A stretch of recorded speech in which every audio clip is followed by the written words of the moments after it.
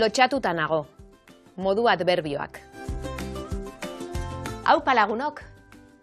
Gaur, pertsona bati nola dagoen galdetzen eta erantzuten ikasiko duzu. Ni gaur oso pozik nago.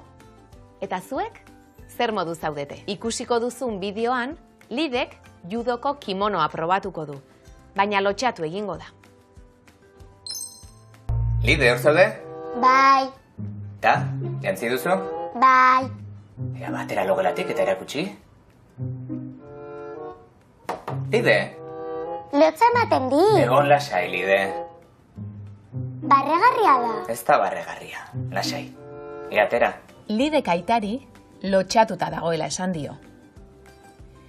Norbaiti nola dagoen galdetzeko formula hauek ditugu. Zer moduz? Zer moduz zaude? Nola zaude? Zelan? Zelan zaude? Galdera horiek egiteko egitura hau da. Galdetzailea eta egon aditza. Nola gauden esateko modu adverbioak erabiltzen ditugu. Honela eratzen dira esaldiak. Modu adverbioa eta egon aditza. Adibide batzuk. Ondo nago. Primeran nago. Gustura nago. Eta beste adibide batzuk. Txarto nago. Gaizki nago. Triste nago. Adverbioek ez daukate artikulurik.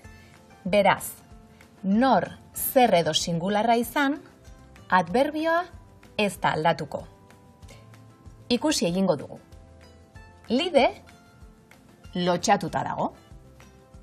Ni lasai nago. Gu lotxatuta gaude. Nire lagunak gustura daude. Erantzun galdera honi.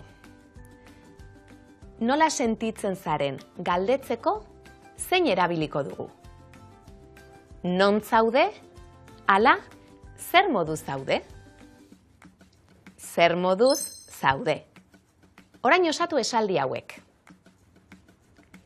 Lide lotxatuta dago. Gu lotxatu gaude, lotxatuta. Nire lagunak nekatuta daude.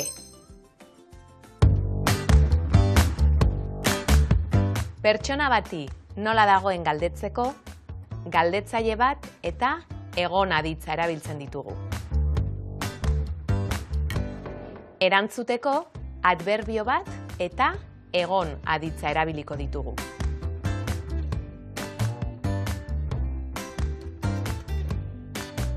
Adverbioek ez daukate artikulurik.